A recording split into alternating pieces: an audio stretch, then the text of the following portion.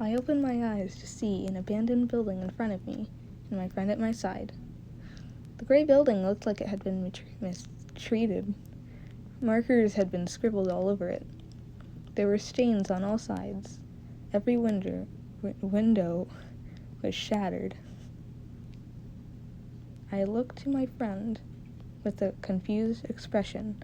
"Are you ready, Daryl?" my friend asked with a grin. He looked like he was determined to do whatever we were going to do. What? What does he mean by that? What do you mean, Zach? I say as I become more confused. Zach only shows confusion now. I mean, if I was in his position, I would be confused too. Are you okay? Zach asked with a confused expression. I honestly didn't know if I was okay. I just sorta popped up here, with no memory of what we were doing before. What do I say? Yep, I'm fine.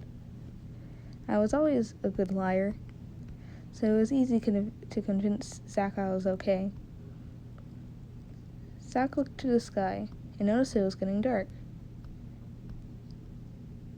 It's the perfect time of day to be exploring this. Zach points to the sky, then the building. Oh, we're going to be exploring the building. I could already feel that I wasn't going to like this. My heart started to race and my body froze. I never liked scary things. I would always freeze up whenever I saw something scary. My friend Zach was quite the opposite. He's probably the bravest person I know. He spent the night in the graveyard just because he wanted to. You ready now? I'm dying to explore this, Zach said. I looked at the building and nodded. Zach looked like the happiest person in the world after I nodded. He started running towards the building. Zach turned his head to see me.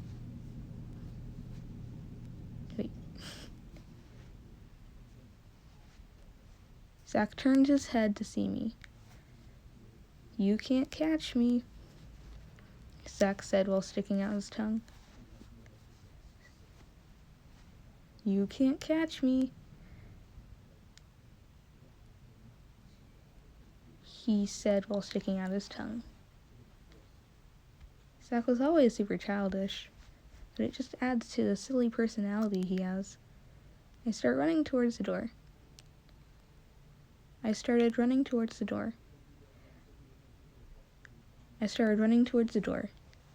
knew I couldn't outrun him. I just wanted to catch up. As expected, he was at the door before me.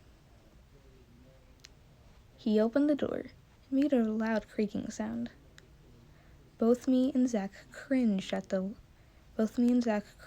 loud sound. When we went inside, Zach closed the door.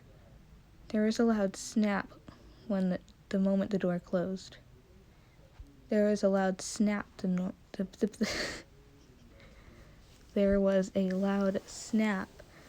moment the door closed. Both of us jumped.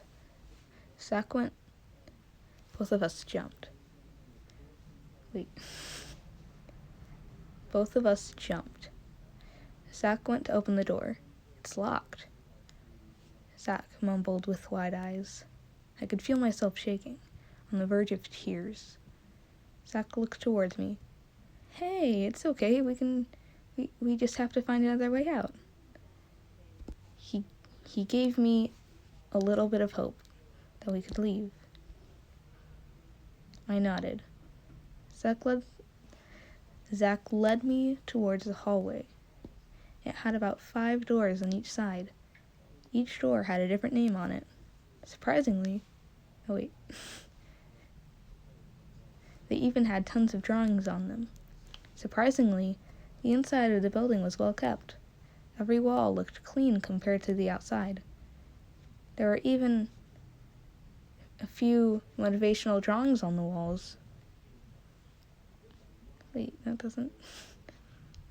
There were a few motivational drawings on the walls.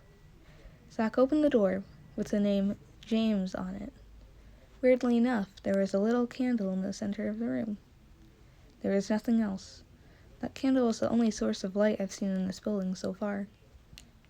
When Zach got closer to the candle, the lights went out. Both me and Zach jumped a little bit. "This can't get any weirder," Zach said. We walked up to the next door. It had the name Zach on it. When Zach read the name, he froze. "It could just be a coincidence," I blurted out. I could see Zach calm down a bit. "Maybe you're right." He opened the door.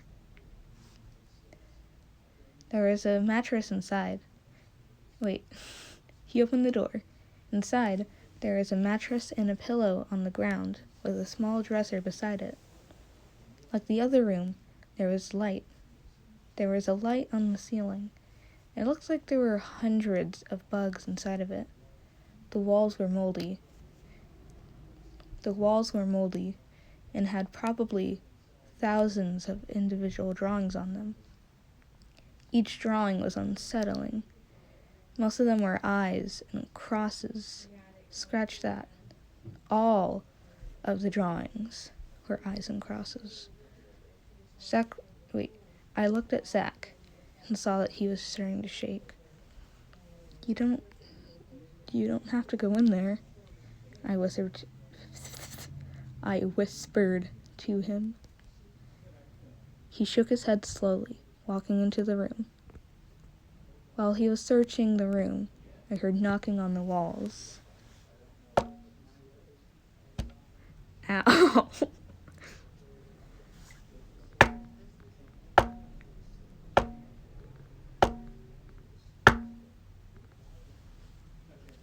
The door with my friend's name on it then slammed shut, hitting me in the face. I fell to the ground. It felt as if I couldn't hear anything. The space around me was dead silent. I don't hear Zach. Zach! Wait. I don't want to be loud. Zach! Zach! I shot up from the ground. I shoot up from the ground and sprint towards the door. I twisted and pulled at the doorknob. Nothing was happening. The door wasn't moving. Whispers circled around me, telling me that he was dead, that he was sacrificed. Tears started to pour down my face. He can't be dead. The whispers were getting louder and louder. I finally pulled the door open. It felt as if my blood ran cold and my heart stopped. I froze.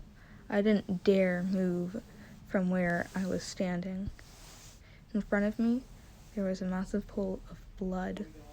On the back wall, "The end is near" was written on it in blood. There was no Zach to be found. The whispers had turned into screams of distress. I felt hands grab at my ankles. They pulled, making me fall and hit my head at the floor. I felt hands at my ankles. They pulled, making me fall and hit my head on the floor. I passed out.